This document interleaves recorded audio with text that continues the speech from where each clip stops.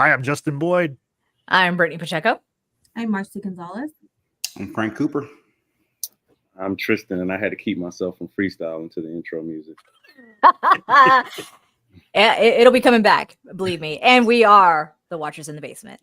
Welcome to the Watchers in the Basement. We are here today to talk about just what we've been watching this summer. Now, if you've been following us, you know we've been covering a lot of things. It's been a busy summer for us. We've covered House of the Dragon, The Boys, Interview of the Vampire.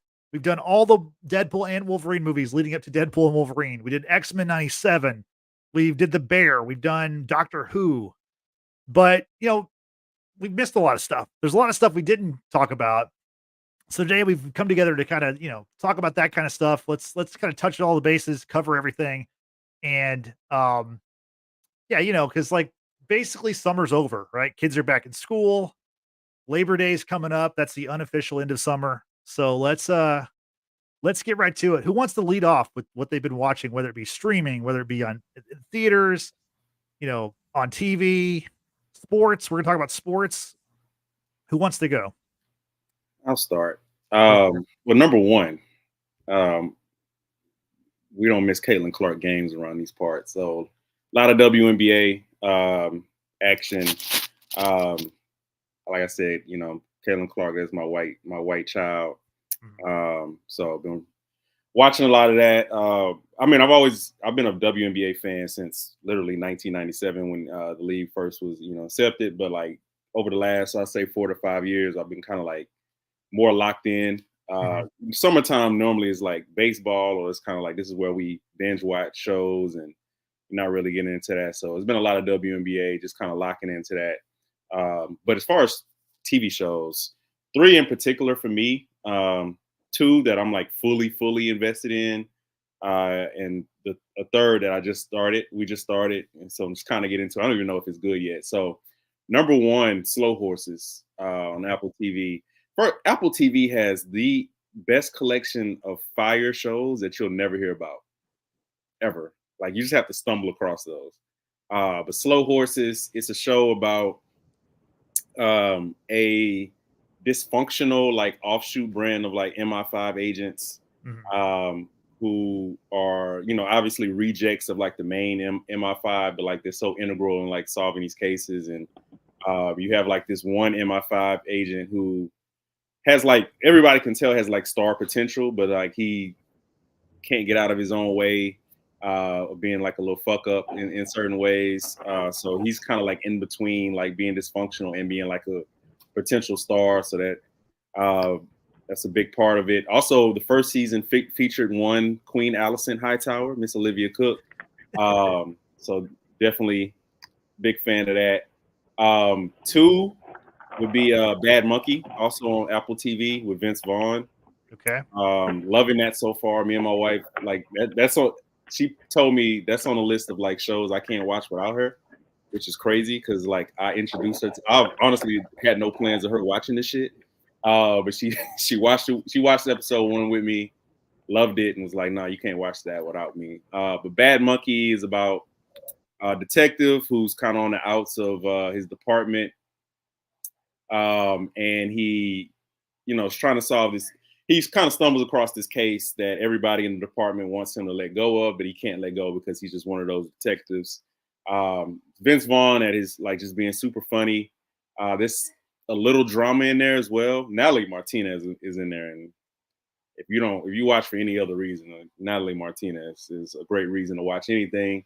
But very funny show with a little bit of drama, a lot of plot twists so far. It's told in like a unique way, like with a narrator, but like the narrator kind of weaves in and out of the story himself. Very much enjoyed that. And third is Fool Me Once. It's on Netflix.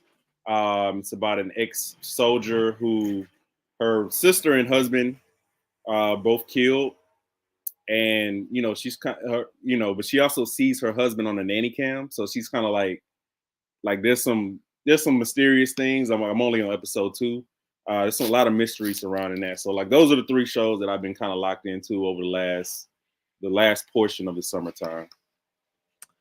Just want to say welcome Amber to the show. You just joined us a little bit ago, so good to have you on the show, Amber. Good to see your face again. Of the Hi, show, thank you. Sorry I was late. that's okay. Of the shows that Tristan mentioned, is anybody watching these shows also? That's good. It's good that is we're all a like negative. we're all bringing like the way I look at this is like a potluck podcast. We're all bringing a different dish to the table, So it's good that we're all kind of adding some different flavors to the pod. Marcy, what have you been watching?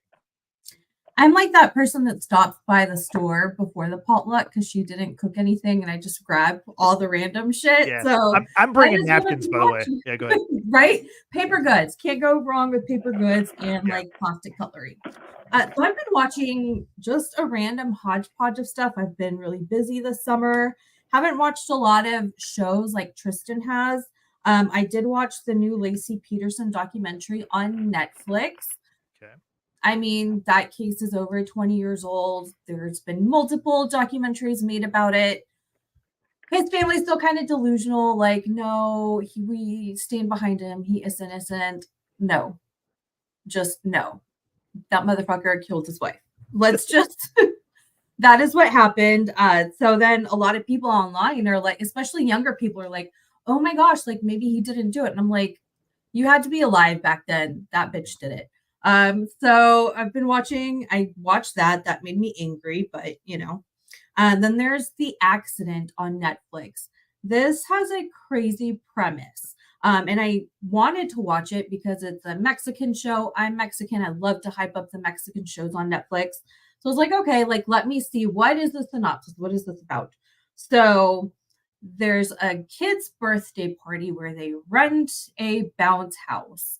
And as you've heard in stories in the last few years, bounce houses can sometimes be caught up in a breeze and like float away.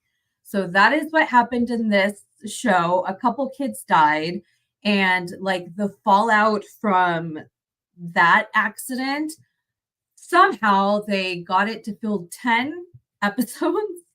It was a hot mess, but if you're just looking for something to watch, I didn't think it was my jam. A lot of people on the Netflix Latin American Instagram didn't like it, but then on like the American Instagram, a lot of people were saying that they liked it. So interesting. If you just want to like catch something that's kind of a hot mess, can't go wrong, I guess, with The Accident. If you're into bounce house accidents, this show is for you. Then movie wise, only new movie that I've seen this summer is Twisters. Yeah, let's talk about it. I saw it too. Let's get into it. I liked it. I was very skeptical because the OG Twister is like one of my comfort movies. I probably watch it once a month. Like, wow, it calms me down. Yeah, it makes me feel good. It calms me down. I don't know what it is about tornadoes calms you down. Yes, which is weird because I've been in a tornado and I hate them in real life, but the movie, like for some reason, it like soothes me when I see people like being carried off in tornadoes. Anyway, no wonder. Sorry, I got to interject. Yeah, no wonder why you were so excited about this damn show called The Accident with children being carried away in right. bounce houses. Like, what is see wrong? what happens. Was it carried away by a tornado, or you just are not telling us that? That would have been amazing, but no, it was just like a gust of wind. So that would have made it more interesting. Not a direct show like what we had in Houston, but just like a strong wind. Lord. Yeah. Okay. No, but I was skeptical when I first heard that they were going to redo it a few years ago, because at first there was talk that Helen Hunt was going to be in it and it was going to be some kind of continuation. And I was like, no, you can't do that. Bill Paxton and oh my gosh, what was his name? Philip Seymour Hoffman, they're gone. You cannot do like a remake without those two characters. So then they were like, no, it's going to be completely new cast, blah, blah, blah. So I was like, okay, still skeptical. It was good, not as great as the original one, but it was still okay. And there's not lots of like little nods to the old movie. So lots of similar scenarios, but they don't really mention any of the people that were in the first movie. So I liked it. Justin, what did you think about it?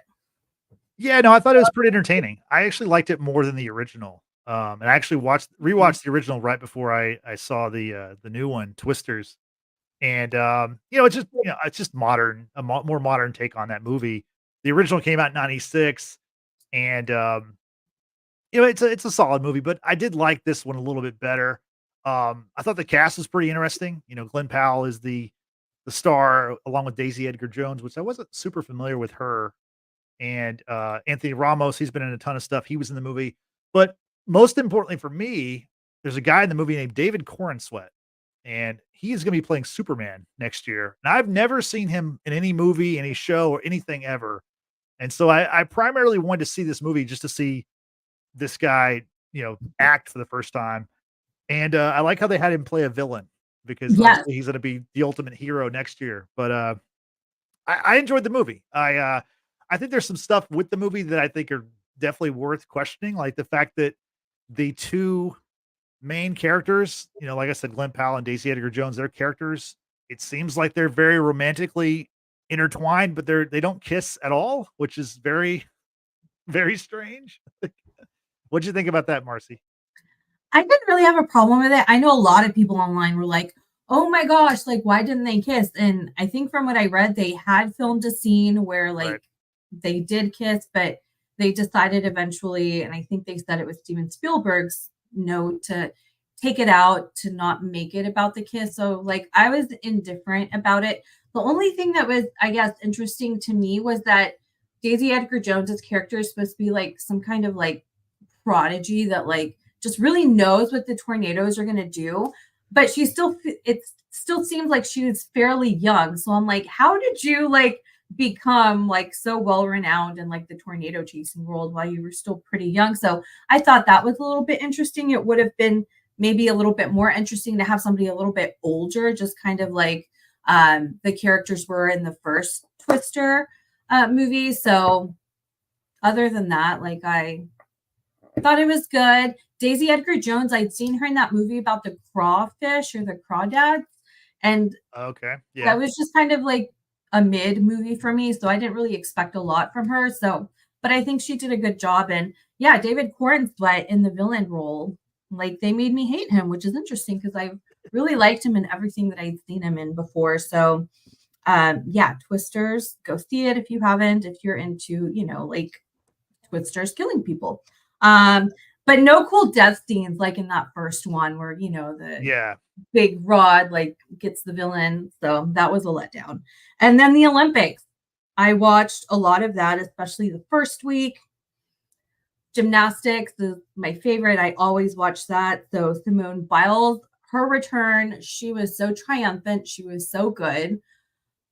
I loved everything about it. And then just random like sports that I would catch, like when I would just turn the TV on at a random hour, and it's like archery or like kayaking or just like random sports that like the US wasn't even in, because I'm like, oh, I didn't even know that like this was a thing. But it's pretty interesting. I didn't really get to see the second week where it was a lot of the track and field events, but I did keep up with it because we had a lot of like Texas people win some medals. So that was great. So that is my hodgepodge of things that I've been watching this summer.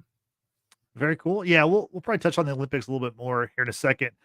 Brittany, I want to go to you. You want to talk about the chat? You want to talk about what you've been watching? Sure, Just of course. freestyle it. Yeah. Yeah. I mean, as always, we're always appreciative of those who take the time out of their day to join us in our live stream chat here. We have King B Johnson, who uses hashtag Simone Biles Owens at the very top. Yes, our girl Simone, who's here from the Houston area, Spring, Texas, to be exact.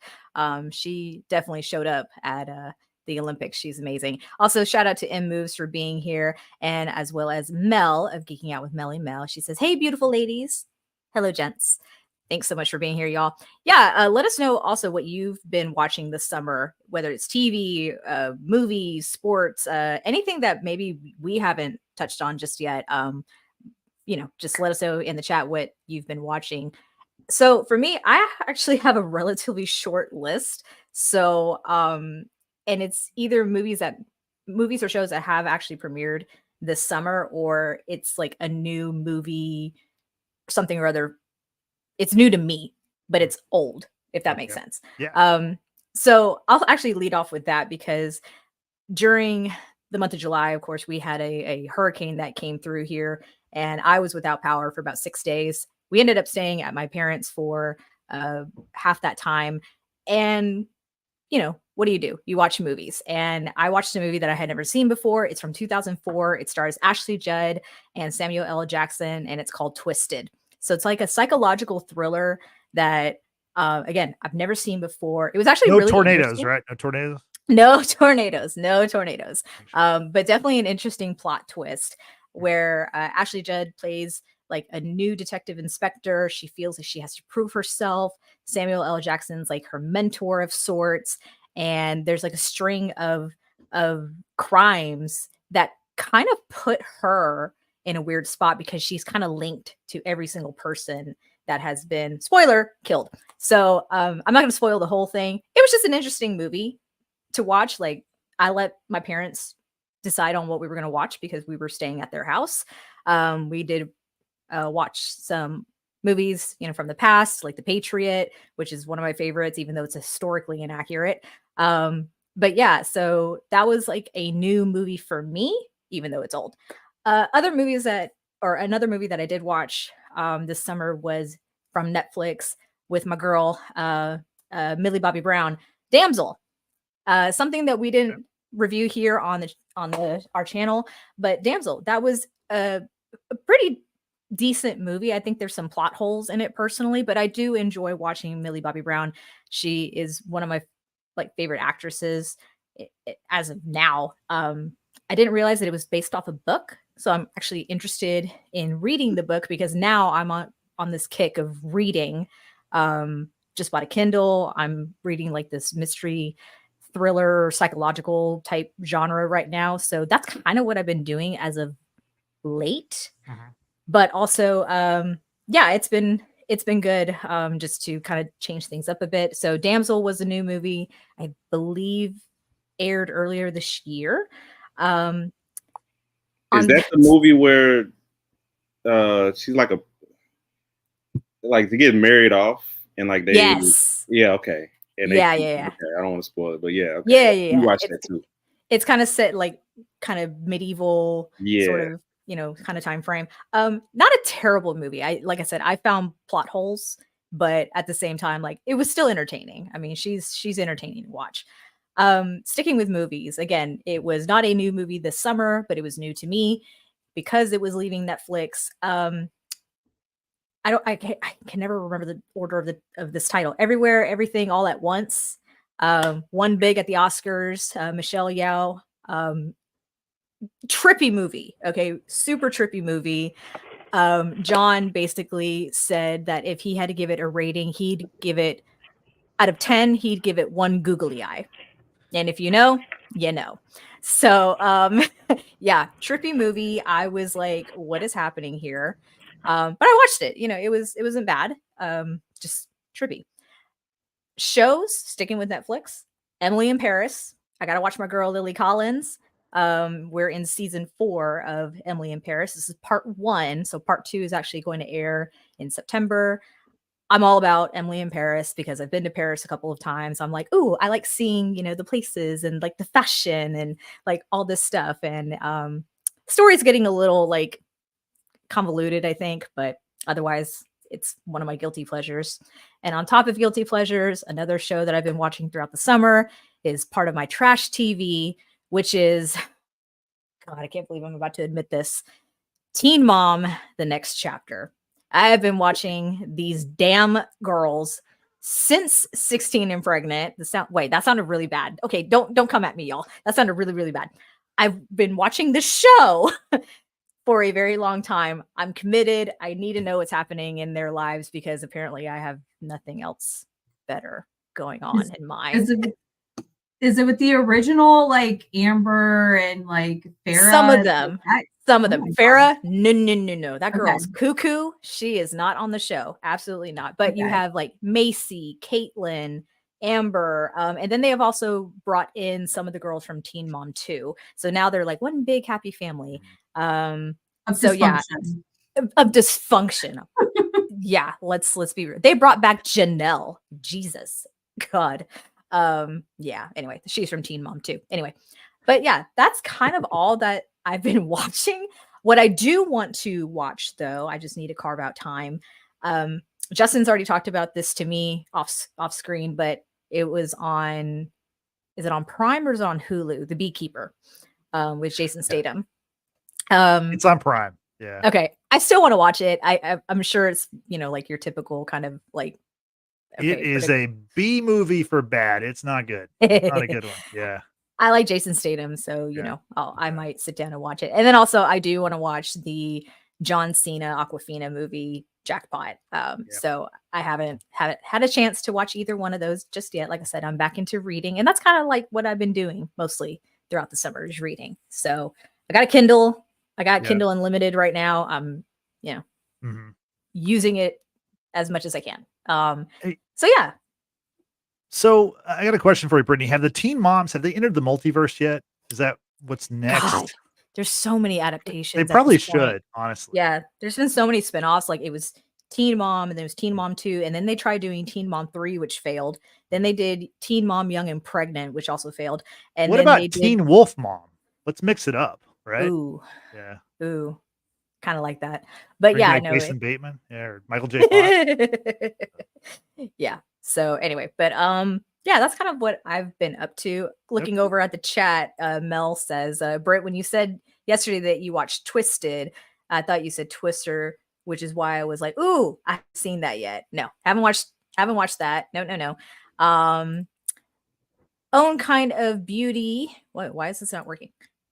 My chat function over here is not working for some reason. Sorry, can't seem to take this off. There I'll do it for you. There we go. Thank you. Yep. Own Kind of Beauty. LDJ says, I love that movie. I think you posted that when I was talking about Damsel, which was pretty interesting. And then Mel says, yeah, read all the books, Britt. I will. So Frank, what have you been up to on TV wise or movie wise? What's going on in your world? Yeah, I'm going to try to be as quickly and efficient as possible because I listed 10 things and I was counting. I was like, shit, I have a long ass list. Oh, I've got like 10 or 12 also. So okay, cool. Go back and forth. Yeah.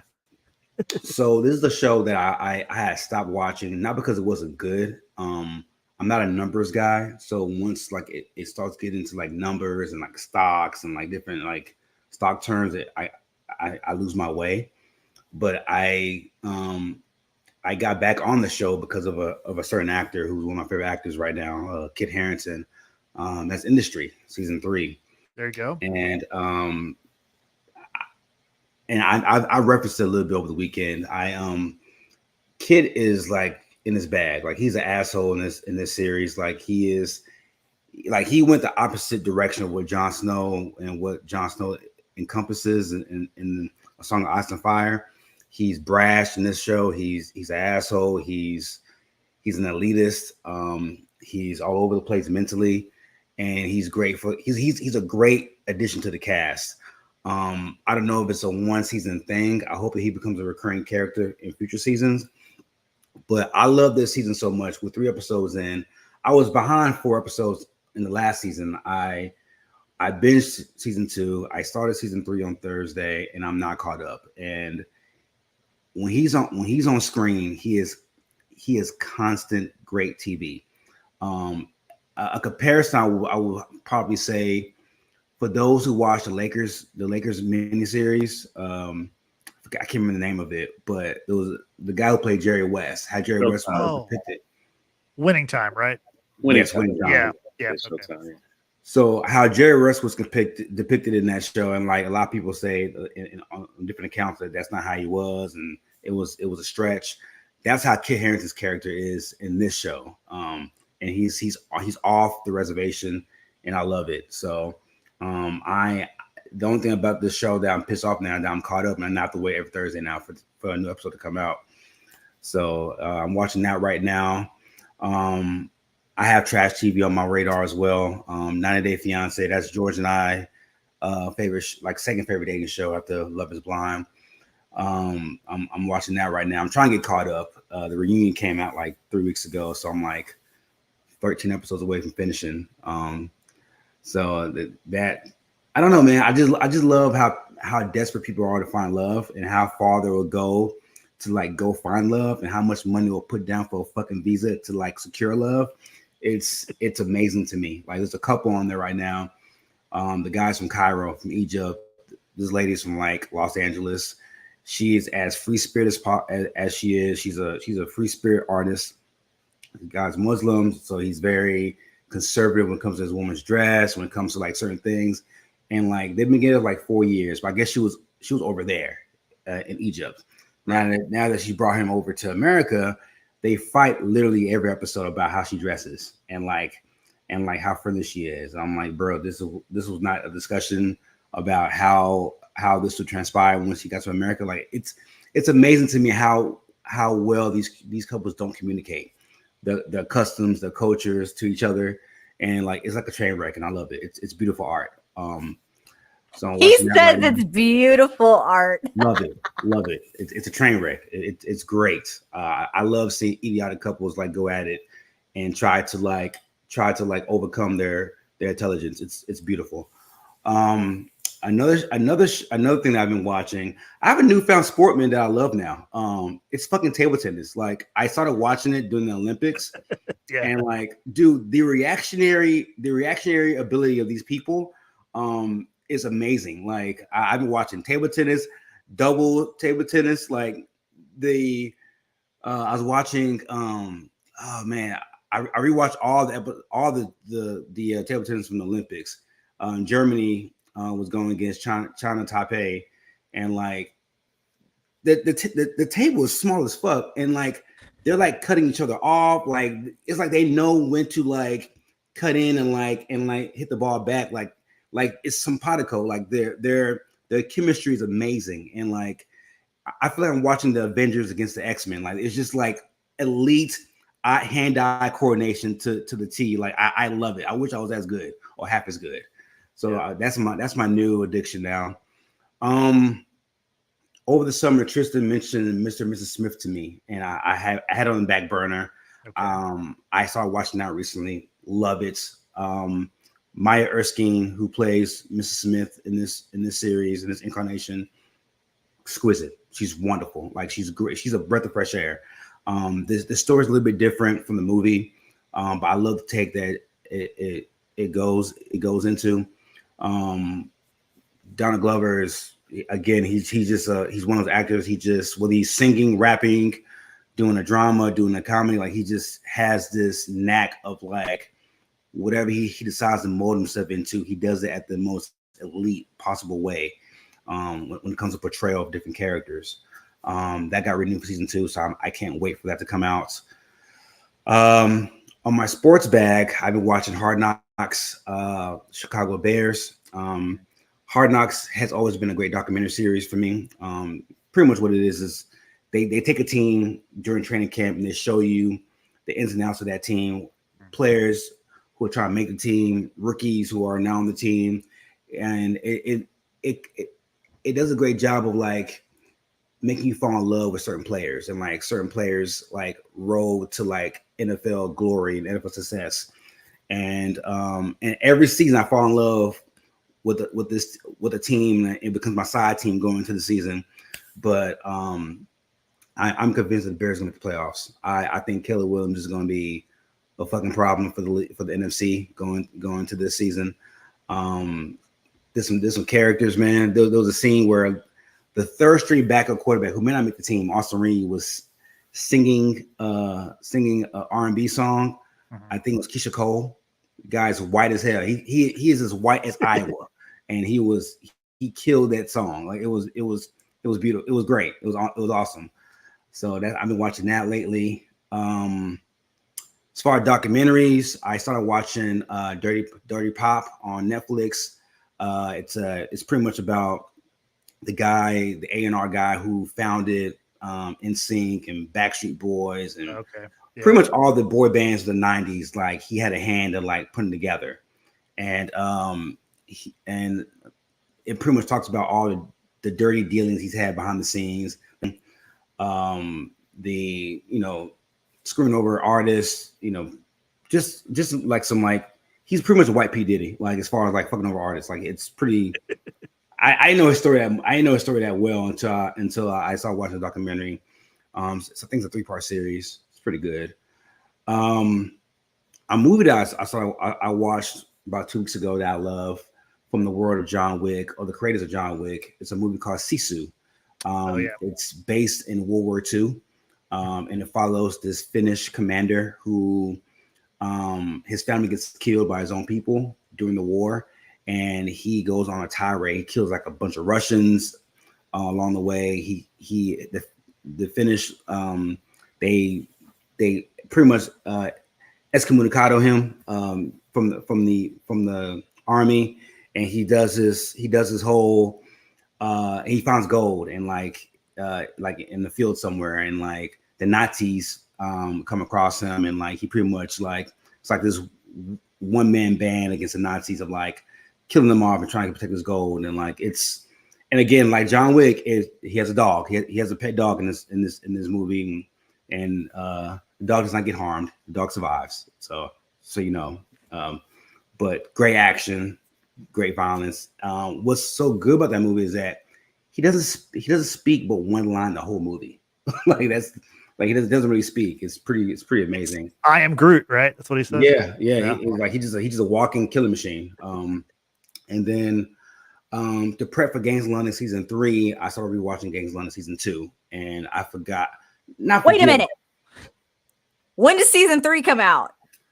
Well, they're saying early. They're saying either late 2024 or early 2025. They didn't get a date just yet, but they wrapped filming. So, Andrew Koji, who was the lead in a show called Warrior, a martial arts show, he is not added to the cast. So we're gonna get some martial arts this season, in season 3 of Gangs of London. So, man, Elliot better square off with that guy. I swear. I'm ready. I told my siblings, because like the series comes out earlier, like 3 months ahead of time in London.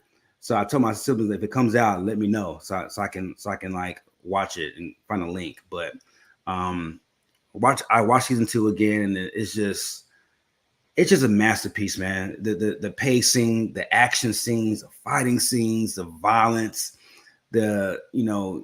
you get Catelyn Stark from Game of Thrones. You get Salad Dosan from Game of Thrones. You get all these different characters from like shows that we love in this series, and it's just these 5 families, man, in London fighting for controlling interest of the drug trade, and like it's like the story is just exquisite. I can't wait for season 3. AMC they got some heat, man. That show, you got Interview with the Vampire. I mean, they got some heat coming out of that broadcast company. But that's pretty much what I've been watching lately. Pretty good list there, Frank. A lot of stuff. Let's go to the chat real quick. We got M Moves. Been watching My 600-Pound Life and rewatching Sister Wives, and of course the Olympics.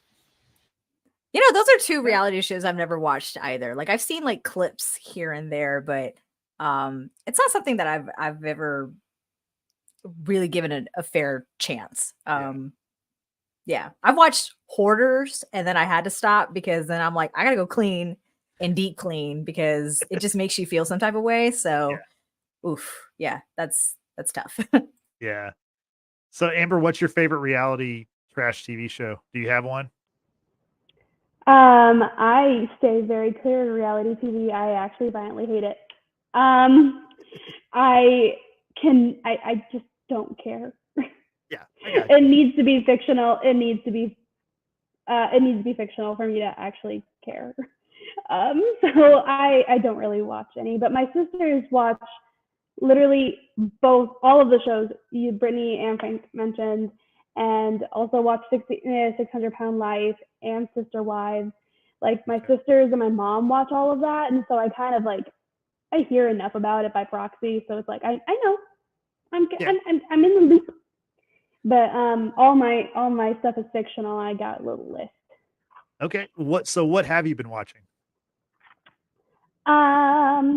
Well, I've been doing a lot of rewatches of some things. Well, I am partway through. I'm only on like episode 4 or 5 of Emily in Paris. I know Brittany already mentioned that, so I'm not gonna keep long on that, but I'm on there. I also did a rewatch of Bridgerton for the new season coming out. And I also did Queen Charlotte along with that. Both of those are on Netflix. And the new season had come out like the first half in May, the next half in June. And I really enjoy the show and in general because I like funny historical pieces like that. Like it's just, I'm always I've been a Jane Austen fan my entire life. So it's just keeps up with that Regency. It's Regency Gossip Girl. So 17th century Gossip Girl is the best way to sum it up. I really, really like it. There is romance, there is drama, there's family drama, there's spicy scenes, there's dueling and dramatics, and there's just a whole bunch of it. And I really, really like it. I know it was very, very big and popular when it was coming out, but I've been a fan. So I was really excited for it, and I'm excited for the next season. I rewatched Haunting of Bly Manor and Haunting of Hill House. Okay. Because I'm big fans of anything Mike Flanagan stuff. Anything Mike Flanagan. I love his movies and his shows, especially. And my sister only really likes to watch scary stuff with me. So last winter, when I visited my family out of state, I went to, we watched Fall of the House of Usher because it had just come out a couple months prior, and she wanted to watch it, but she wanted to watch it with me. So we did. And then for when they visited in July for my birthday, she wanted to watch Bly Manor because that's the other Mike Flanagan thing that she knew about but hadn't seen. So I watched that and Gerald's Game with her. Both of them are Mike Flanagan. And Gerald's Game is based off of the book Gerald's Game by Stephen King. And kind of cool thing about that is it's one of, like Stephen King said, it's one of the best film adaptations of his work that he's seen. So I think that's high praise. And so I did Bly Manor, and then from there, because I read a lot, I listened and I read along to I read along the physical book while listening to the audiobook for The Haunting of Hill House, the original. And that made me want to watch it again for the 4th time this year. So I watched Haunting of Hill House again. Both of those are on Netflix, along with Fall of the House of Usher. I just really like it. So if you like spooky stuff, really recommend it. Haunting of Hill House and Haunting of Bly Manor are obviously ghost stories. One is kind of about family and loss and grief. The other one is about, Hill House is about grief and loss. While this Haunting of Bly Manor is kind of about love and possession and the difference between the two. And still ghosts. And he has other stuff too. Fall of the House of Usher is about mortality, consequences of that.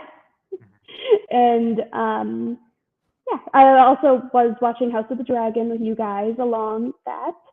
And sorry, I'm looking at a list. Oh, we watched Doctor Who because Brittany and Justin and I covered that.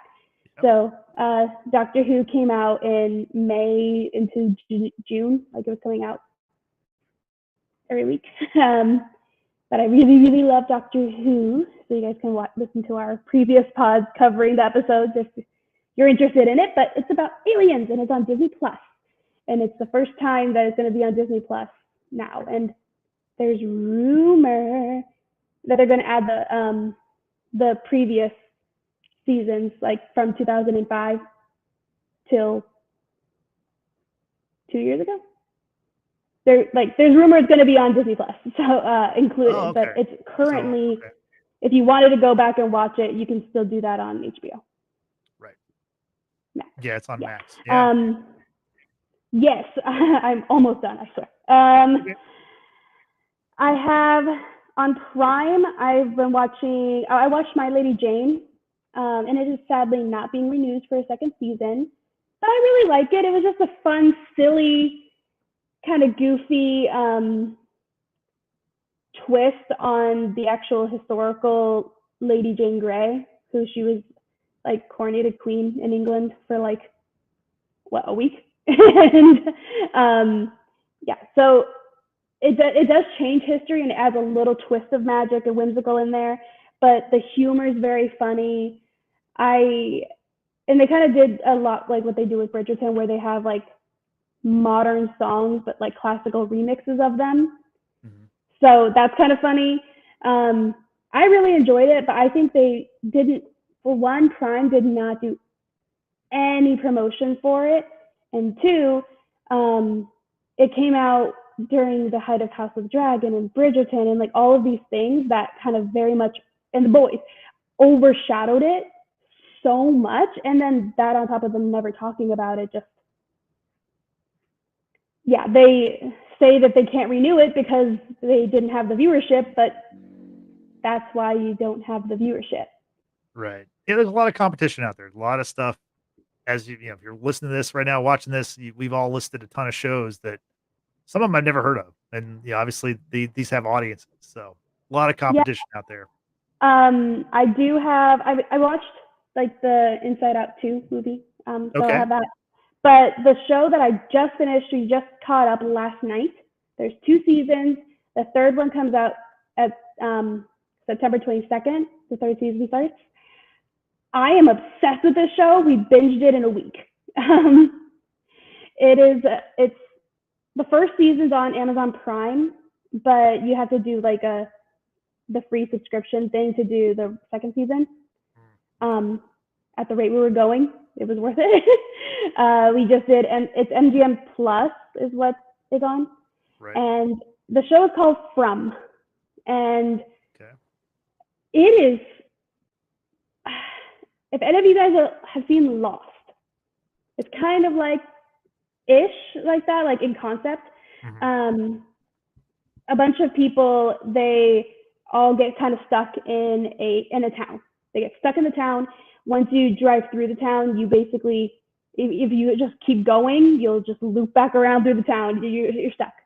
Okay. And at night, these creatures that look humanoid, but they don't, like, they have the creepy smile, and like they come and they try to get you, the humans, the people who live in this town, and if they do get close enough to you, they will rip you to shreds and presumably eat you, but rip you to shreds. And what's kind of interesting is they found, before the show started, we get this in like flashbacks and stuff, because it's like the show takes points of views from every bunch of different characters. And this, they have little talismans that they can hang inside a home or a building or whatever. And as long as the doors and windows stay shut, then the creatures can't enter. Before they had those talismans, the people just had to hide wherever they could and just hope that these things didn't hunt them down. And they only come out at night. And I feel like this kind of adds to the creep factor with them, is they only walk, because they know there's only so far you can run and there's only so many places you can hide. They don't chase you, they just walk. And I don't know, it's just kind of creepy. And they look humanoid and they can talk. So like the very first clip in the very first episode is a little girl being convinced that it's her grandmother. Like, she's like, can't let your grandmother inside, open the window. And the little girl does, and the creature eats her and her mom. And it's very interesting. There's so many theories. I've been spending the past 24 hours just reading nonstop Reddit theories about what people think this is. Some people think it's kind of like Cabin in the Woods, where this is like a government body that is doing this as like a test for people, like to just, I guess, experiment and test on people. Others think that this is more of a, I personally like this a lot better. I think it's very Fae related, because I know a lot of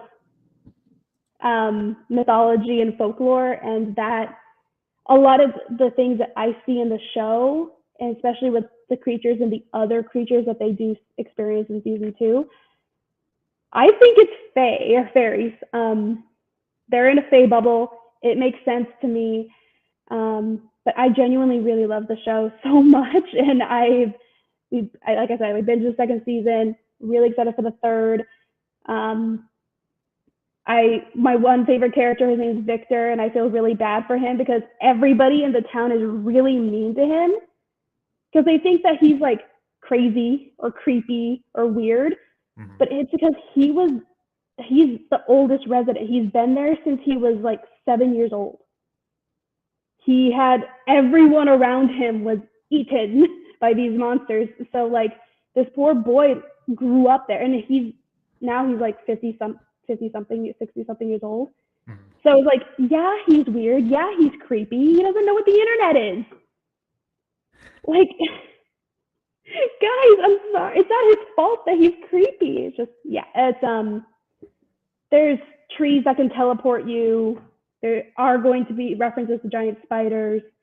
They're creepy children. It's very interesting. I'm loving it, and I'm excited to see where it goes with it. But I think everybody should watch From. So if I'm going to push something, I'm going to push that. Never heard of it. So yeah, interesting. Yeah. That sounds very creepy and interesting, and now I definitely want to watch it because it sounds insane. And I like how you talked about Bridgerton and Queen Charlotte, and it made me think, now that You is ending and Penn Badgley is not going to have a job anymore, and you talked about it being like Gossip Girl Regency era, they should add Penn Badgley to the new season of Bridgerton, especially because Julie Andrews isn't coming back. So he needs She's not? No, she's not. That's what I think I heard. Like, she's not coming back for the next season, I guess, because she's like, I'm old and the next season comes out in 2 years. I'm just going to peace out now while I'm still here. So they do need a new like Lady Whistledown narrator. So Penn Badgley, call them up. XOXO Gossip Boy. No, I think he could do well with it. It's going to be hard not seeing him as, in You. But I also think like another reason why for spoilers, I guess, for anybody who hasn't seen Bridgerton, but like in season 3, we kind of find out about who Lady Whistledown is, and there's not as much of a need for her. So that also might be why Julie Andrews isn't coming back. But I'm excited because Bridgerton kind of they play on different book tropes and different stories, and the fourth one is the one that's going to be coming out in 2 years is based off of Cinderella. So I'm very excited. Interesting. Yes. So it sounds like most of your list, you're just kind of ready for Halloween all the time. Like you're just all about the spooky season. So it never ends. I have 2 black cats. I collect wands. I'm a spooky being, and I do have like a tiny little corner about books, but then my part can be over. I read this one book. It's called The Final Girls Support Group. Again, it's horror. If you can't tell, I have a theme. I thought it was very clever because it's basically like all of the final girls from the pretty popular horror movies. They're all in a support group together, and there is a killer who's trying to kill the final girls because like but what I think what's kind of clever is not all of the characters, but most of the main girls, since for copyright reasons they can't say Sidney Prescott in Ghostface for Scream, they explain almost the exact same like kind of murder plot, like her boyfriend and his friend made her a final girl and killed their classmates or whatever at a party, but they chose like the actresses who played that character's name. So instead of Sydney, they named her after the actress. And like it's small little details like that I thought were cool. But the final girls in the group, there's Halloween, there's Friday the 13th, there's A Nightmare on Elm Street, Scream, like I mentioned. The main character is from Silent Night and Deadly Night. I haven't seen those. But they explained it to me, so I now know the plot. But it's very, very interesting, I thought, and also kind of just to see how if the final girls were real, how they would actually act and how they would think and behave. Like some of them, the girl who survived Nightmare on Elm Street, she's kind of slipped into a drug addiction because it's the only way she can fall asleep. The girl from Silent Night, the main character, she has all of the details in her thought process of just getting home is like just the details and the steps and so methodical because every single precaution is done. Like she takes multiple buses in opposite directions and loops around and stuff like that because she doesn't want to be followed because people do like stalk the final girls in these.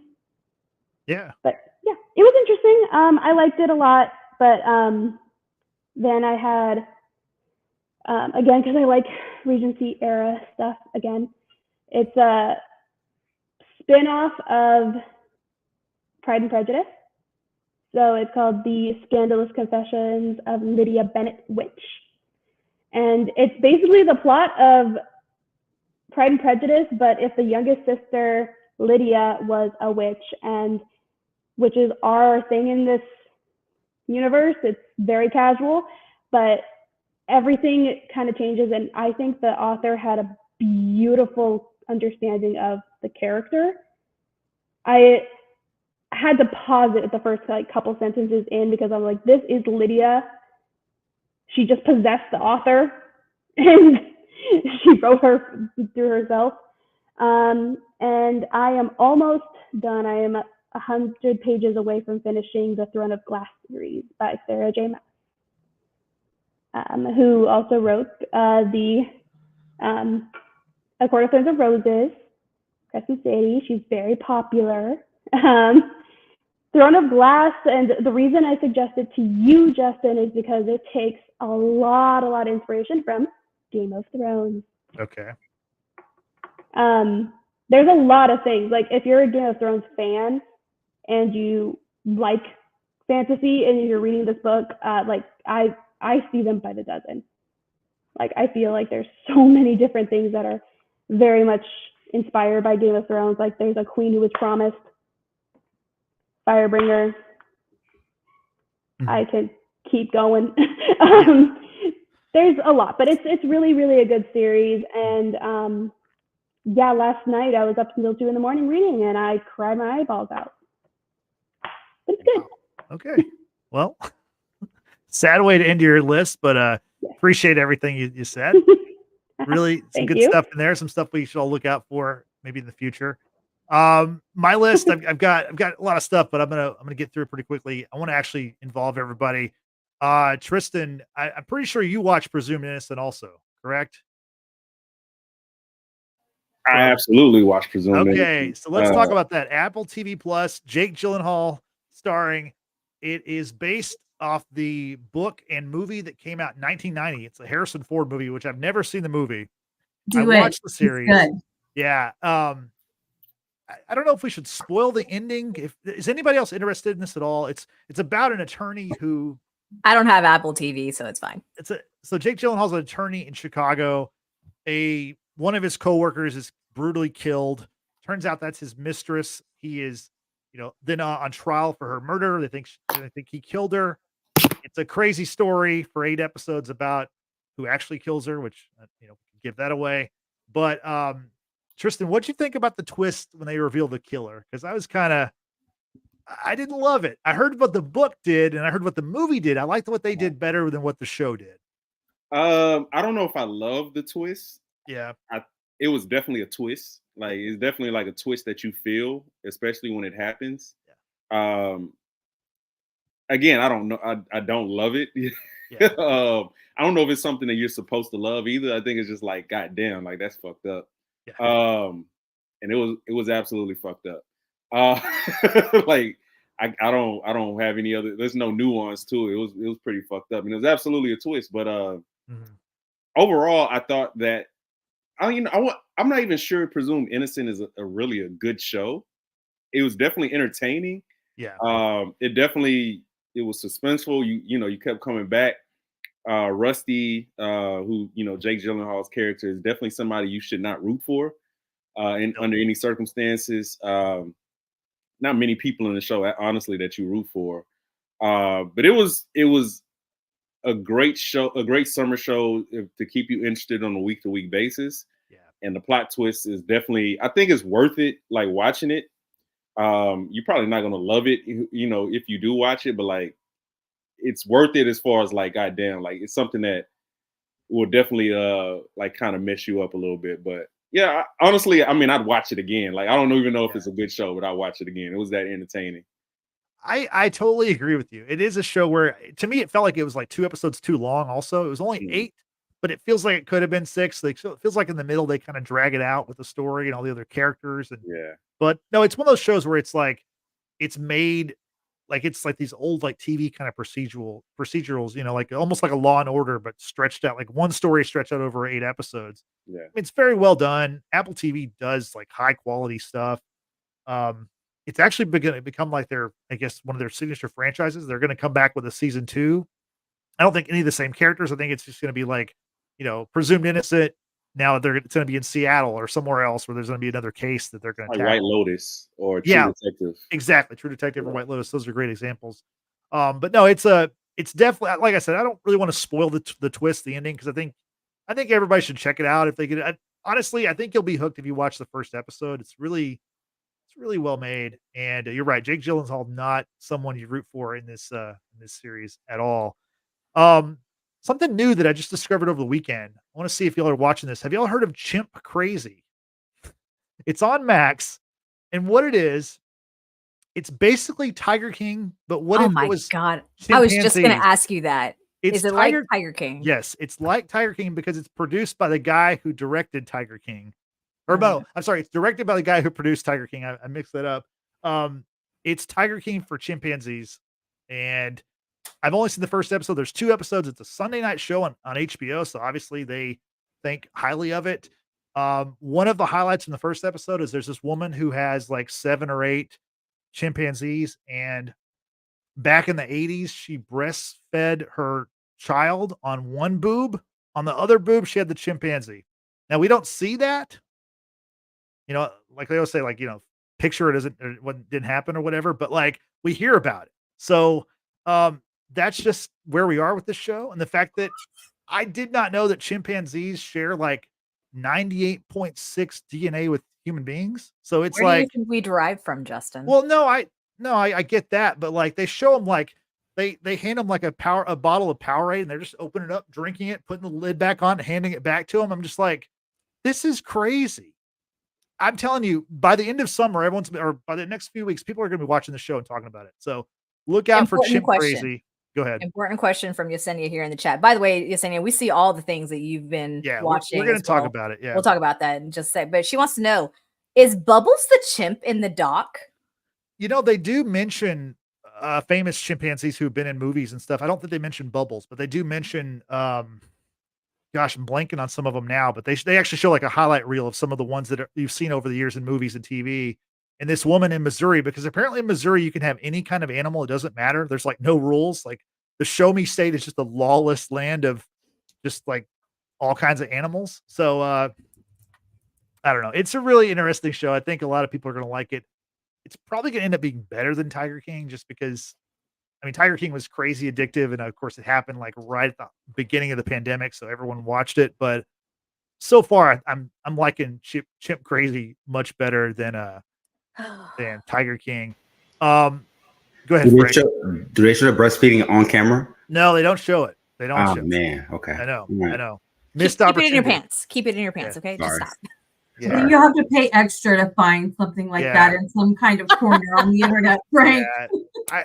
I think the woman Not has on, like not a on Max though. yeah. I think she has like an OnlyFans or something that we can probably maybe Oh, tap man. into. Yeah, Oh. to It's only find out.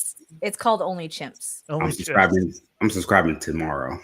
First thing in the morning. Jesus. Let's get it. Good lord. It is funny because one of the ladies in the show, she refers to herself as the Dolly Parton of chimps. Mm. And this woman has had a ton of plastic surgery. She doesn't remind me of Dolly Parton. I'll just put it that way. She's not well endowed. No, she's very well endowed. She's just Okay. like I think Dolly Parton was always an attractive woman, and this woman I don't think she is, no matter what kind of surgery she does. Just But I like Yesenia's comments. She's like, "Oh, no." yeah. So yeah, definitely check out Chimp Crazy. I think you'll enjoy it. Keeping with my theme, apparently, I've been watching a lot of animation, a lot of superhero animation. Last week, Frank and I talked about the new Batman animated series, Batman Cape Crusader on Amazon. Well, I've been watching other superhero stuff, one of which is Marvel's Hit Monkey, which is it's in its second season. It's on Hulu, and it's a crazy crazy animated show. By the way, it's adult animation, so it's very bloody, very violent, a lot of language. Basically, the premise is Jason Sudeikis plays this American assassin who gets killed in Japan, but when he gets killed, he dies with this snow monkey who he's bonded with, and he becomes like the force ghost for this snow monkey who then wears a suit, glasses, fires a gun, becomes a hitman, a hit monkey, and it's wild. It's a really crazy show. It's based on a comic book, came out in 2010. Hit Monkey actually has some crossover with Deadpool. Deadpool has not appeared in the show. I don't expect Deadpool to be in this show, but 2 seasons in, 20 episodes. It's a pretty fun watch. It's a pretty quick watch. Episodes are like 22 minutes apiece, so it's on Hulu. So if you you want to check that out, it's pretty funny, very violent, and very bloody. So check out Hit Monkey. Speaking of another adult animation show, is a Kite Man Hell Yeah. I don't know if anybody is aware of this one. If you've ever watched the Harley Quinn animated series, Kite Man is a spin-off of that. The Harley Quinn animated series is the one with Kaylee Cuoco. She voices that character. That's also a super funny, like certainly an adult themed show. But in Kite Man Hell Yeah, Kite Man is like this C or D level supervillain who he's not cool enough to hang out with Legion of Doom. Lex Luthor kicks him out. And so him and his girlfriend buy this bar in Gotham City, this like seedy bar, and hilarity ensues. So that show's in its first season. There's been 7 episodes so far of the 10. It's really funny. It's one of those shows where it's just like a machine gun of jokes. Like, and the writers are so quick with everything, and it's just like you're laughing so much you miss stuff. But it's very well made. Again, not for kids. And then finally, another one that actually is for kids is My Adventures with Superman, which is in its second season. Superman in this show is voiced by Jack Quaid from The Boys. So Huey is the voice of Clark Kent, Superman. And this one airs on Cartoon Network, and it's on Max also. I watch it on Max. It's a kind of like an anime style of Superman, which I'm not really into anime per se, but I like Superman. So it's a pretty fun watch, and I like how they've integrated and like introduced all these Superman characters in the first couple seasons. It's pretty well made, pretty it breezes by. It's also like 20 minutes, so the episodes fly by. It's I like it. I like Superman, so it's kind of my stuff. Have any of y'all watched any of these animated shows that I've mentioned, or have any thoughts on superheroes? And Definitely Batman. I was intrigued by that series. It's just a fresh new take on like a lot of the villains' origin stories. Like how progressive the cartoon was. I mean, the settings in the 1950s. Like you had a black Commissioner Gordon, you had a black Barbara Gordon, you had an Asian Harley Quinn. Like it was very, very progressive for that setting. But I mean, I like fresh new takes. I'm not always that guy that has to be like, oh, it has to be exactly like the comic book. As long as it's good, as long as it's interesting and makes sense, and you can create a storyline out of it, I'm down for fresh new takes. So yeah, no, I agree with you. Moving to the big screen, these are some of the movies I saw in theaters over the last few months. Did anybody see The Fall Guy? Anybody want to talk about The Fall Guy? Is it just me? So it's just me. Okay. Just you, boo boo. That's a I'm waiting problem. to see it. I want to see it. I am intrigued. By it. I think that's gonna be So- good. Yeah, I've seen some spoilers, but like I'll still watch it. It's fine. So The Fall Guy is actually coming to Peacock on August 30th. So you don't have to wait too much longer. It's about to be out. It came out on May 3rd, and it was kind of in that spot where usually a Marvel movie comes out the 1st of May and kind of opens the unofficial part of summer. And this movie people thought it was going to do really well. You've got Ryan Gosling coming off his performance as Ken and Barbie. You've got Emily Blunt. The storyline is Ryan Gosling is this stuntman, and his kind of one-time girlfriend, Emily Blunt, becomes his director, and then he gets injured on the set, and it's this crazy story. And then Aaron Taylor Johnson is kind of one of the villains in the movie. I mean, the acting is great. It's funny, but it's not super funny. And honestly, like it kind of bombed at the box office. It made 180 million worldwide, which it was expected to do much, much better.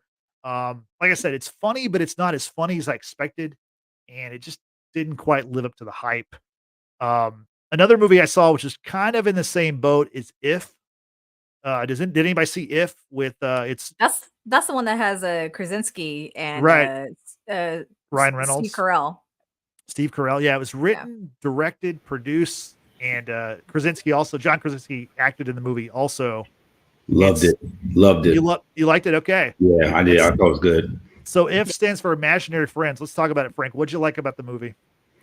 I like the emotional tie-in with the little girl's parents, and like what they were going through with not to spoil it, but like the main character's mother died of cancer, and like the father's going through his own battles post his wife's passing, and like the kid, who had an expansive imagination, kind of like lost her way, kind of lost her innocence, because she had to grow up and like kind of be the sturdy foundation for her father. And it's pretty much a story about her finding her imagination and finding her kid like innocence again. It's a beautiful story. I took my godson to go see it, and John Krasinski, man, he's one of those guys. He just, whatever he puts his mind to, directive wise, creative wise, whether it's Quiet or this or a child's film, he's just Jack fucking Ryan, man.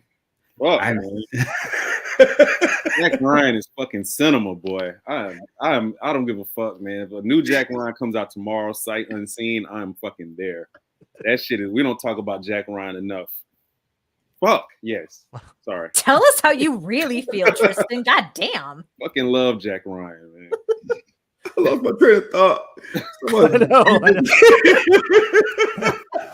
I mean, he was also Jim Halpert. Like, that was a bigger role, but yeah, no, he was great as Jack Ryan too. Definitely. I've never heard Tristan curse as much in one sentence. very, very passionate about Jack Ryan. That shit is great, man.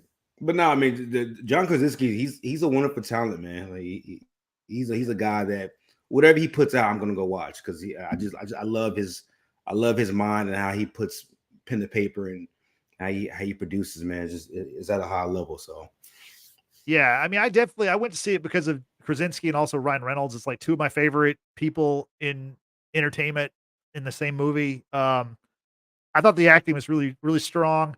I think that the one problem I have with the movie, and I think this is the problem the movie had, period, is like it's kind of weird of like, who is the audience for the movie? Because you feel like it's kind of geared toward little kids, but then it's also about how imaginary friends, like once kids stop believing they're imaginary friends, where do those imaginary friends go? Right. So you have a lot of, older people who have left their imaginary friends behind. So it was kind of a weird, like, it feels they like foster homes for imaginary friends, like the animated TV show. Yeah. Or yeah. whatever was in Supernatural, that one episode of the Imaginary Friend. Oh my gosh, I almost forgot that. Yeah. That's a me and Brittany thing, but dang. Definitely. Yeah.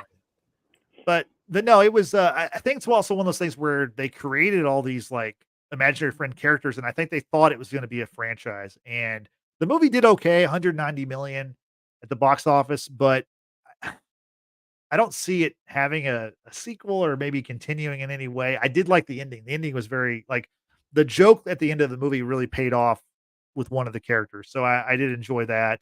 If you want to check that out, it's currently on Paramount Plus. So if you have Paramount Plus, check it out. It's not boring. It's just, like I said, it's kind of a weird mixture of like, is this for kids? Is this for adults? Is it like kind of meets in the middle? But then I don't know if either party is super happy with the product, but it's worth a look. We mentioned earlier. We mentioned about Glenn Powell, and here's a movie of his that I saw. It's actually on Netflix called Hitman, and I think this is one of my favorite movies of the year that I've seen so far. Has anybody else watched Hitman on I was gonna Netflix? start it and then I got sleepy and I was like, let me wait until another day when I'm not sleepy so I can pay attention. But that's on my list of things to watch. Yeah, I would say definitely watch Hitman. It's a movie that had a very limited release in the theaters. It was only in theaters for 1 week. It was like it made like $5 million. It went then straight to Netflix. It came out in June. And Glenn Powell, it's directed by Richard Linklater, who has ties from where we're from, the Houston area. And the story is based on a true story. I mean, it's inspired by a true story of a Houston police officer and this teacher who becomes a fake hitman, and then I don't want to give the story away. It's very well done. Glenn Powell really shows off his acting range. He does a lot of impressions of like other famous actors through the years. His impression of Christian Bale from American Psycho is like spot on. It's like really well done. Like he could definitely if they bring the American Psycho franchise back, he could definitely play that part without question. So I would recommend that movie. I think it's one of the better movies I've seen all year, and it's kind of an underrated movie, and I think because it was kind of buried on Netflix. But I would check out Hitman. Um, Keeping with my theme of primates, I recently watched Kingdom: The Planet of the Apes on well, I mean, Hit Monkey, Chimp Crazy, What Kingdom the of the fuck? Planet of the What is like- happening in the world? that's my theme. I mean, Chimp Crazy, Hit Monkey, Kingdom of the Planet of the Apes. Dude, Um, you're on the road to getting a new nickname. Okay, I'm just saying. I'm gonna get a chimp for sure. Like, it's gonna happen. You're gonna name it Bubbles. You're gonna have to move to Missouri for that. Might be worth it, honestly. No, so Kingdom of the Planet of the Apes came out in theaters May 10th. Actually, I missed it, and the reason why I didn't see it in the theaters was because of the Direct Show. We mentioned the Direct Show earlier, but no joke, I was gonna go see this movie that week, and I didn't see it that week for whatever reason. The following week is whenever we got hit with the storm, and I just never went back to see the movie. It's on Hulu, it's on Disney Plus now, so I didn't have to wait too long. It is the fourth movie in this series of the rebooted Planet of the Apes movies. All these movies are really well made. Like, I don't know, like how, like honestly, like I think all of these like other sci-fi movies and superhero stuff, they should all watch these movies because these animals or these apes, they look real. Like it's the world they're in looks real. Like Star Wars could learn a lot from just like the cinematography of how they make these movies because it all looks real and obviously it's not. So I really enjoyed that movie. Did anybody else see Kingdom of the Planet of the Apes? I did, and I Okay. fucking loved it. I love how it immortalizes Caesar in the movie. Yeah. I mean, Yeah. spoiler, it's like 300 years after the rise and fall of Caesar, but like Right. I like the passing of the torch with, I think his name was Noah. Is that the new Noah, the- yep. That's the new guy. Yeah. It was great. I mean, the cinematography was beautiful. It was just a constant reminder, man, of like how humans are idiots, like how we're just doomed to fail. We're doomed to end this planet. Like it's gonna happen. Even the little humans that are left, I didn't feel sorry for them. In my opinion, the humans are the villains of this film, of this series. And it's one of those things where it's like, are we gonna learn from these sci-fi movies of like doing better? I don't know, but yeah, it's a great series. And I love how it teases the next movie. If there is a next movie, I assume there will be. This movie did very well. These movies are great, honestly. Like Matt Reeves did two of the other ones that were in this series. The guy that does the Batman movies. This is a well-made series. Very entertaining films. I mean, I can't say it enough. I'm just mad I didn't see this in theaters because I was going to go see it in IMAX and I missed that week window and then it was out of IMAX at the theater I was going to go to. But saw it on Disney Plus. Still worth checking out. A little bit ago, Brittany mentioned The Beekeeper, which is the opposite of Kingdom of the Planet of the Apes. This movie is horrible. This is one of the worst movies I've seen in a while. It's it's one of those movies where it's got some big stars in it. I mean, obviously Jason Statham, it's an action movie. It's kind of his speed, and he's actually pretty good in the movie. The rest of the movie is terrible. Like Jeremy Irons, for some reasons in this movie, and he must have like a gambling problem or something, because like he's a great actor, and this is a tough role for him. And Not Scar. My God. the acting is pretty rough. And I would say it's the worst movie I've seen all year, except for the worst movie I've seen all year. I recently watched this on Netflix, and that's Madam Web. Madam Web, which came out Valentine's Day. I was actually going to go see that movie, but I hurt my back a couple days before, and I was like, you know what? It's probably not great to sit in a theater for 2 or 3 hours with a bad back issue. So I didn't go see it. Got a refund. Glad I did. This movie is as bad as everyone says it is. It just doesn't make sense. You know, Sony has this Spider-Man universe, but they don't have Spider-Man in their Spider-Man universe. It just doesn't make sense. Real tough watch. I mean, there's some stuff about it that's like laughable. Like Dakota Johnson's the star of the movie. She plays a paramedic, and she's like the least like compassionate paramedic you've ever seen. Now, Well, I think the Marcy. That's the joke right there, because Dakota Johnson, she's terrible. Right. She's not good. You're right. She's not. Marcy, I'm pretty sure you saw this movie also. What'd you think about Madam Web? I did. Would I also call it the worst movie of the year? I don't know. I'm sure I've seen a worse movie than that. Mhm. It was interesting.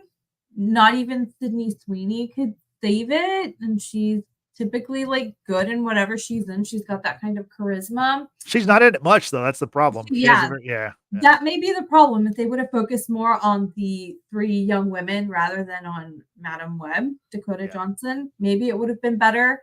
But yeah, it like at least now I can say that I watched it and I gave it a chance. But definitely wanted to like it, female-led movie, but just did not do it for me. You know, Yesenia in the chat just mentioned something that I think probably Borderlands might be worse than Madam Web. I've heard everyone say that Borderlands is the worst movie of the year. And this past weekend, the Crow movie came out, the new Crow, which I was gonna see. I didn't end up seeing. I still want to see it. It's getting panned pretty much across the board. I can't imagine that the Crow is worse than Madam Web or Borderlands, but I don't know. We'll see. It kind of hurts my heart if the Crow is that bad, because I love the original Crow movie. Has anyone else ever seen any of the Crow movies, or specifically the first one? No, it's No. one of those that's on my to-do list. I barely watched the first Matrix during COVID, so to watch The Crow that's even older than that, like Yeah. it's still, on my list. But I probably will not watch this adaptation of The Crow. I that real- did, You did. did? Okay. but I don't remember it. Okay. It was it was in high school, and I had mono. So I was running a high fever. I was pretty delusional. I don't even know. There's a whole list of movies that I watched that summer that people swear I watched, and I have no memory. Well, So the original I Crow, watched it. yeah, Yeah. the original Crow was a pretty big deal. It came out exactly 30 years ago. It was such a big deal that one of the biggest professional wrestlers in the world, Sting, like basically just adopted that look and became the Crow, which I think Frank might know what I'm talking about. Like how he donned the black and white face paint, grew the long hair just like Brendan Lee in the movie. Watch the Crow. Watch the original Crow. It's out there. I'm sure it's streaming somewhere. I think it's on Amazon Prime right now. It's worth a watch. It's pretty good stuff. It's honestly, there's stuff that happened in like later Batman movies where you're like, oh, I think they took that from the Crow. There's a lot of stuff that's very similar to what they did in the Crow. So that about does it for movies. Anybody else want to talk about any other shows or movies before we get to sports? I forgot to mention Bad Boys for Life. Is it Okay. Bad Boys for Life? The last No. Bad Boys that came out. So Bad I Boys like for Life that was one. number 3. Yeah. What's the fourth one called? Bad Boys. Retirement home. I don't know. Yeah. That's what I was Oh, just Ride going or to say Die. that too. Ride or Die. Bad Boys Ride or Die. I I didn't expect it to be good because, again, like the first one came out 30 years ago, and like these guys are older. Primarily, Martin's older, and like he's more immobile. But like, he's been one of the best parts of the last two films. Like his comedic timing it's still A1, and I think for the buddy cop scenario with Will Smith, it's been great. And like one of the main characters, one of the featured characters, the son-in-law, he had a like a 3-minute action sequence that was probably the best part of the film of the summer. Like he had an action sequence that it's people are still talking about to this day. So I'm actually looking forward to the next Bad Boys movie if they do make one. I bet they will, because it did pretty well financially. I thought the ride or die was like foreshadowing that like one of them was gonna die, and that's how like the like thing would end. But okay, like interesting. I just haven't watched it yet. I started watching Beverly Hills Cop Axel F, but then I didn't finish because it seemed like somebody was gonna die, and I was like, oh, I don't want to like see someone die.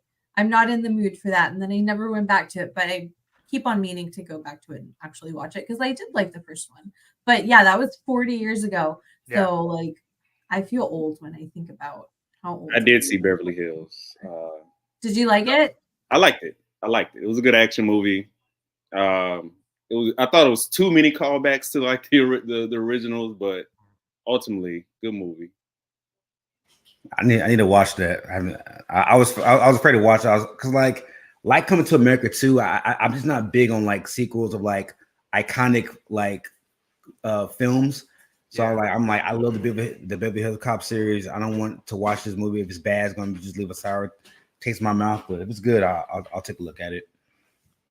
Yeah, I think the consensus on Axel F was that it's, pretty solid movie. Like it wasn't like, how like Top Gun Maverick is actually better than Top Gun. It's like 30 years later and it's a better movie for the sequel, where I think this one certainly is not as good as the original two Beverly Hills cop movies. But the third one has pretty much been panned by everyone. So I think that Axel F is probably better than that one, if that means anything to you. So, we have another Legacy sequel coming out pretty soon. Beetlejuice. Is anybody looking forward to seeing that? Yes. Sorry. Me. I couldn't get my mic off, but me. I'm here for it. Sorry. I did see an interview that Michael Keaton said that he spoke with Tim Burton, the director, of course, and agreed that the amount of time that Michael Keaton had as Beetlejuice in the original, he wanted that same amount of time in the sequel, which I think is appropriate because, I mean, yes, it's entitled Beetlejuice, but I agree with like, if you give him too much time, it's going to maybe take away from like the essence that was the original that we all who do love the movie, love. So I think I'm really excited for it. I love the fact that they brought back Winona Ryder. I love the fact that they brought in Jenna Ortega. She's very much into like spooky, theme genre, what have you. Obviously, I absolutely loved her as Wednesday.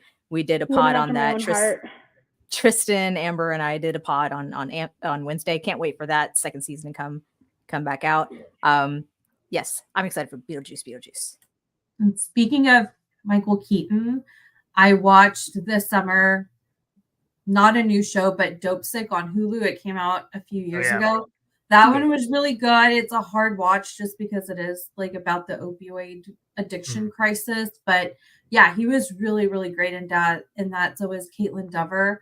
So yeah, again, it was the new to me show that I probably binged in a couple days. And also Will Poulter is in it from, who we love from The Bear. So yeah, it was a great show. Yeah, I watched that a couple years ago. Yeah, Dope Sick was great. Really good show on Hulu. So yeah, check that out if you want to watch. Again, not the most fun series to check out, but very well. I think it won some awards if I remember correctly. Yeah, it was nominated for a lot of things. So quality show. Anything else before we move on to sports? Yeah, real quick. Okay. Oh.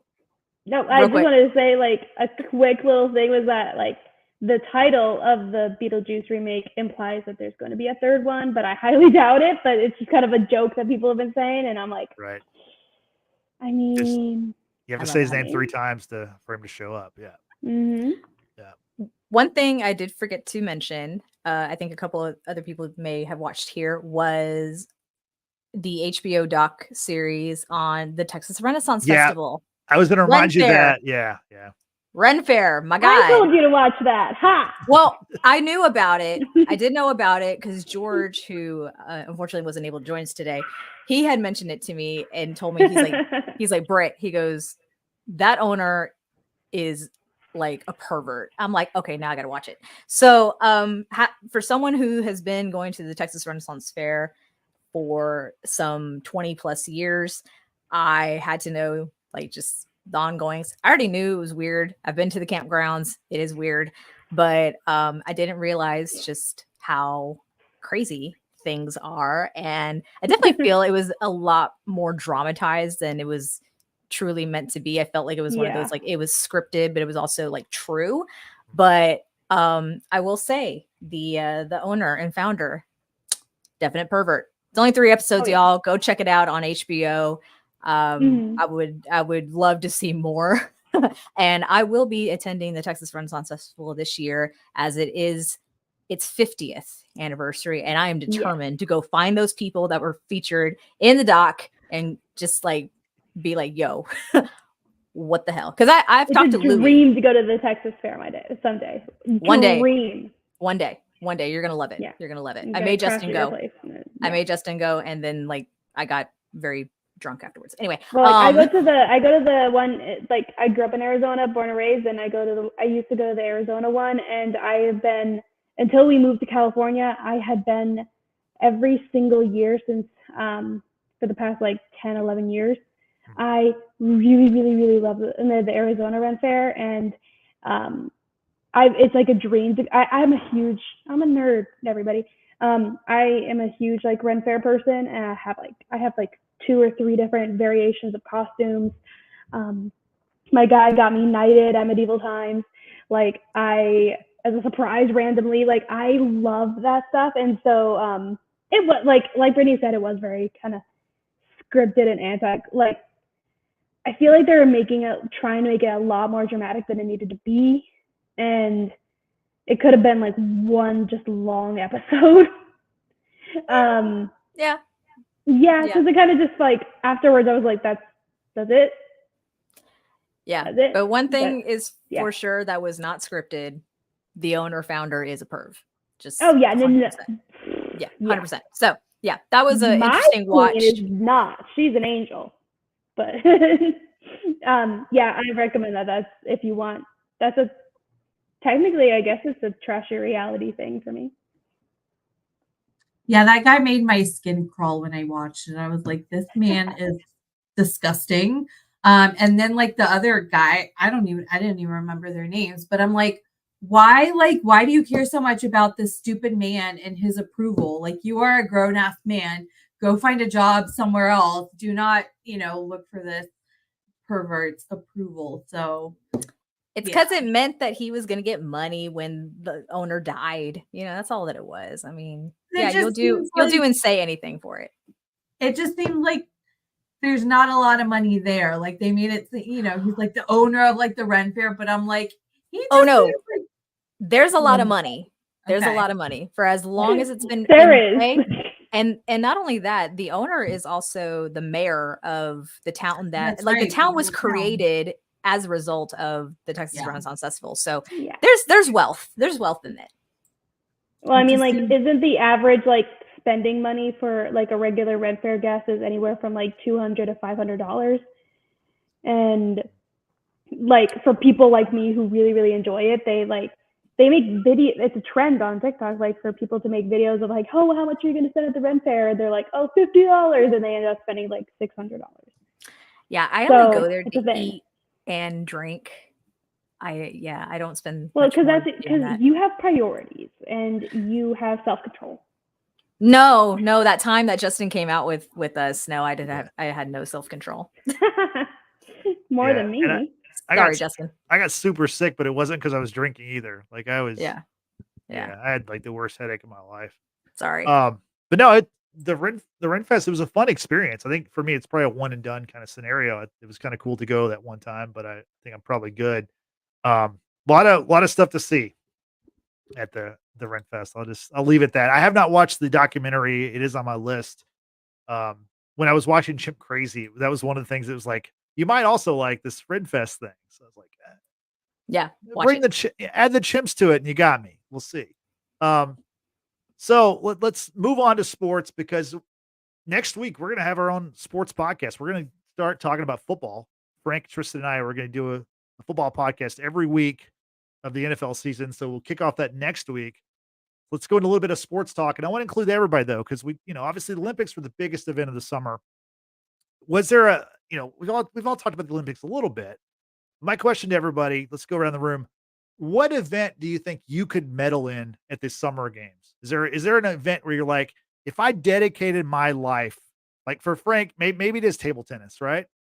Like for me, it's probably handball, right? Or 3-on-3 basketball. And there's no chance. But like, what is the event that you think that like if you had spent, the 10,000 hours that you could have medaled at? I'll let Tristan go first. What do you think? I can't allow myself to not say 3-on-3 basketball. I can't. I can't. I can't. It's 3-on-3 basketball. Did you watch the 3-on-3 this year? Oh, absolutely. Well, honestly, I only watched the women, like only exclusively. I didn't watch a single second of the men. I just had no interest. Honestly don't even know. I know Jimmer, but the rest of them Jimmer dudes, Fred, I have yeah. no clue who the fuck they are. I know all of outside of one, I think the alternate.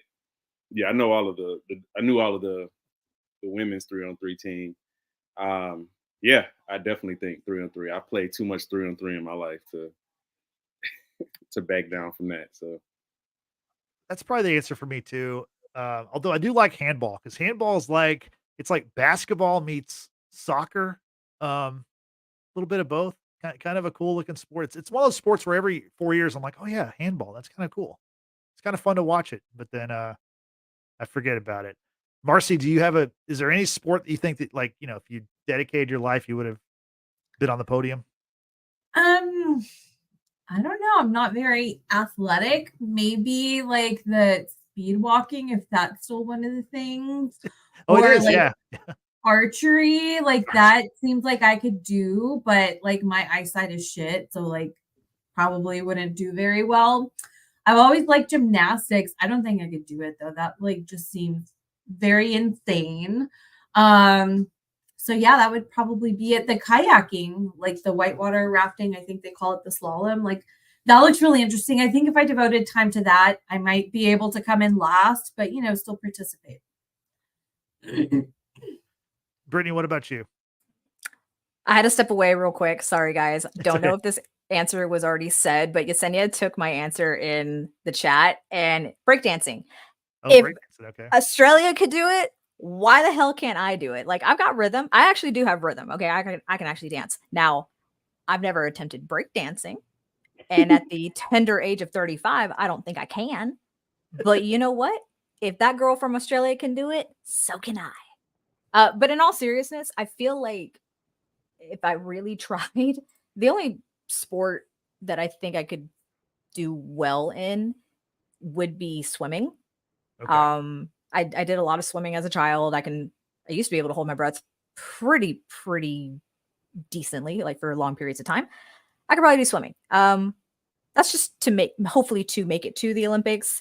Don't know if I would medal necessarily, but if being a horse jockey was something because of my height, Yeah. I think I could do that. There's equestrian at the Olympics. Yeah. Not the same thing, but yeah, race horses. That'd be fun. Horse racing. Okay. Horse racing. Just because I'm tiny. Okay. Amber, what about you? Is there a Olympic sport that you think you could do? No, I am like Marcy said, I am not an active person. I never have been an active person. I kind of said in our little like offside chat, the only sport I know anything about is Quidditch. Yeah. I really don't know how other sports operate. You can like a lot of the time when Brittany or my other friends like in like my daily life talk to me about the like a team or anything, I'm like, what sport are you talking about? Just Yeah. tell me Gotcha. what sport you're talking about. I don't know anything.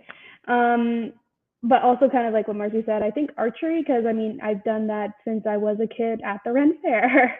There you go. Yeah. I have always thought that it'd be really cool. There are a couple archery ranges around here where I live, so it's like, oh, that'd be kind of a fun thing to kind of get into.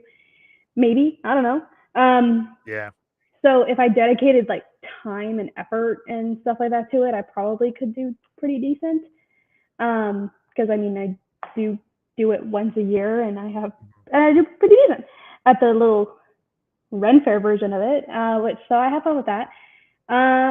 But I would say Quidditch or beer pong. Not an Olympic sport yet, but And who knows? hey, Quidditch is like Muggle Quidditch is an international sport. Like they have their own league and everything like that. So it is an actual sport. It's just not Olympic sport. So The World Cup of Quidditch is more important than the Olympics anyway. Yeah. You mentioned archery. I tried archery myself at the Ren Fair that year, and let's just say Hawkeye can keep his spot. I'm not taking it because I'm not good. Frank, what's your Olympic sport? It's crazy because like I love rugby, and like I feel like I would have been a great rugby player, but like Yeah, I agree. Reluctantly, I didn't like the sport, but I was forced to play it. Was fencing. When I was in boarding school for that year, I was a fencer, and like I was left-handed, which made me very rare as a fencer. So out of the 5 boarding schools in Connecticut that during that time, I was number 3 in that division. So I didn't like it because there was no girls in it. There was nobody to show off in front of. So I purposely quit. I didn't want to do it anymore. But yeah, had I stayed with that, I would have been. I would have been there. That's actually a sport I do know something about. I forget that's a sport. Yeah, I would have been a good fencer had I stuck with it. But yeah. When Frank told us recently that he had gone to boarding school in Connecticut, like who the hell does that? I didn't think that boarding school in the States was even a thing.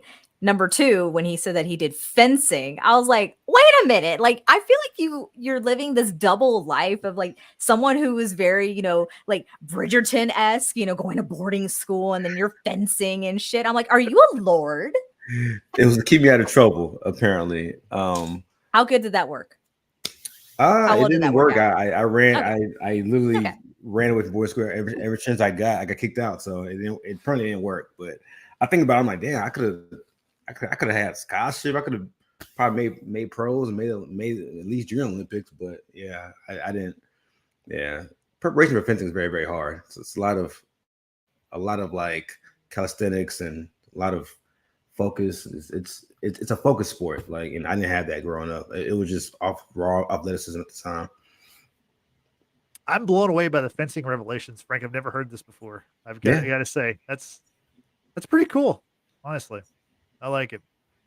Are there any pictures of this? At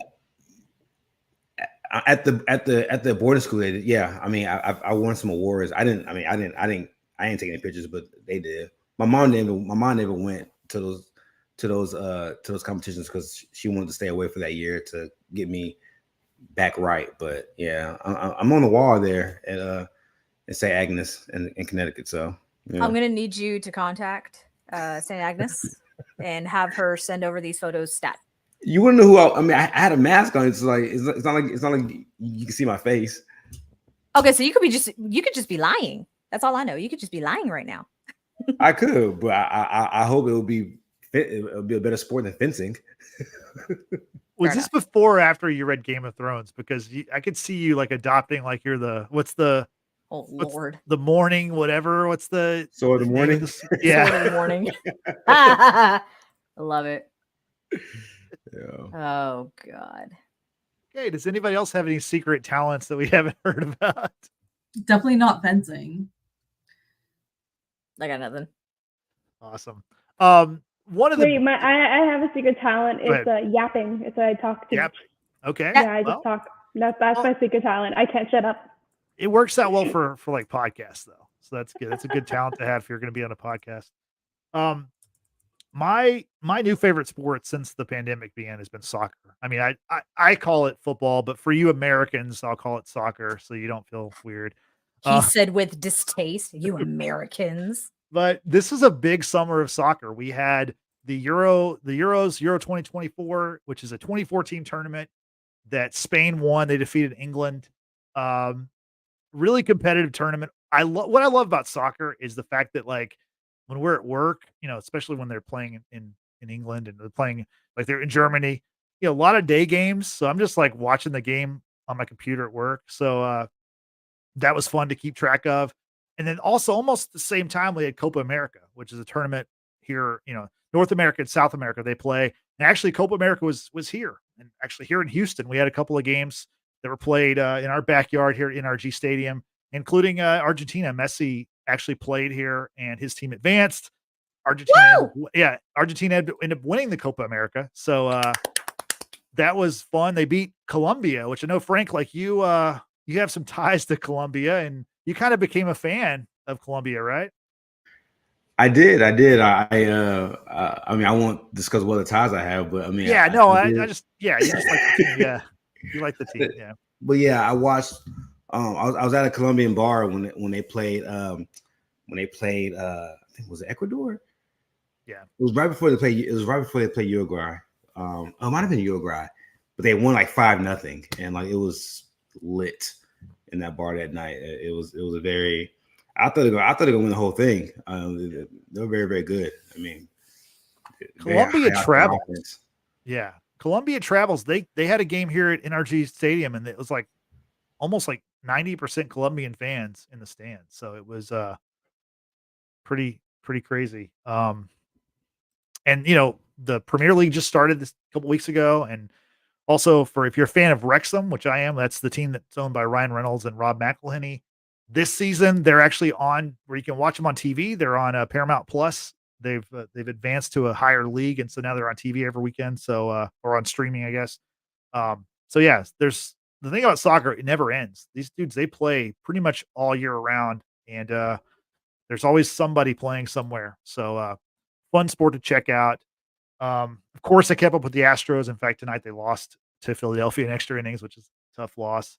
But they've kind of recovered. They were horrible at the beginning of the year, looking like this was going to be the first year they weren't in the playoffs for a long time. And then now they're kind of back where they usually are, where they're leading the division, looking like they're going to be in the playoffs again. So hopefully that continues. Any other sports thoughts before we get out of here? Tristan, do you have any things you want to mention that you didn't mention? No, not really. You're good. Anybody else got anything they want to get off their chest before we wrap up? The Quidditch season for U.S. Quidditch is starting soon. Apparently. Okay. I'm looking at it right now, but that's it. I have a follow-up. Obviously, Quidditch, they're flying on brooms. So how do they explain that? There's a broom, but you're not flying on it. So how does that? No. I mean, Okay. muggles don't fly. I don't know what you're talking about. Yeah, you do have to hold on to a broom and have to hold it between your legs, and you have to run around on it. If you trip or fumble, if you trip or fall or anything, or stumble or anything, it's like you fell off your broom, so you have to go back to your goalpost to be able to get back on your broom.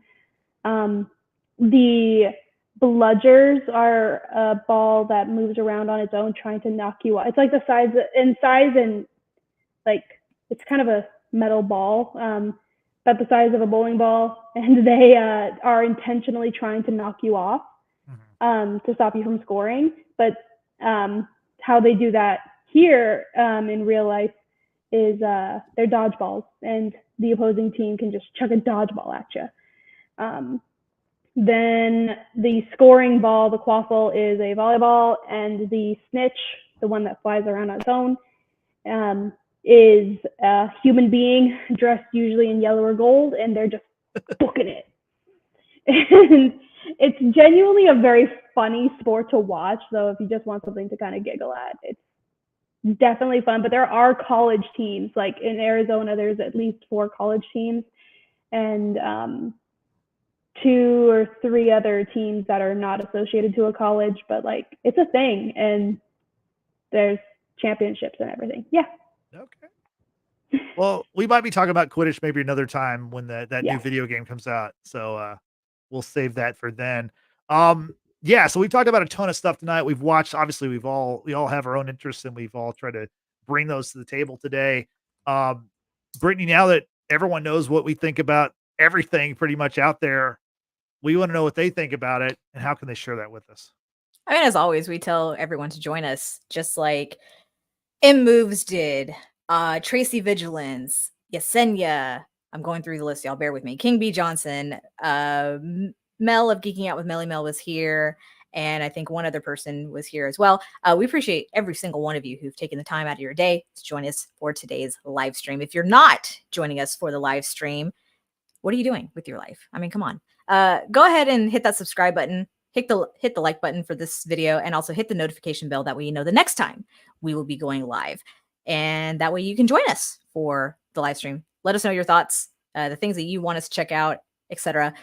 Also, while I'm at it, if you're watching the replay, leave a comment down below. Let us know what your thoughts are for this summer's watch list that we've talked about. What are some of the things that you watched? Maybe we'll check it out, do a review on that later. Also, don't forget to follow us on our social media. You can find all that in our About section here on YouTube. And lastly, we have audio podcasts available to you on Apple and Spotify. Be sure to give us a follow and give us a 5-star rating. Thank you, Brittany. I appreciate it. So for Brittany and for Marcy, for Tristan, for Frank, and for Amber, I'm Justin saying thanks for watching. Thanks for listening. We will see you next time. Have a good evening. Bye-bye.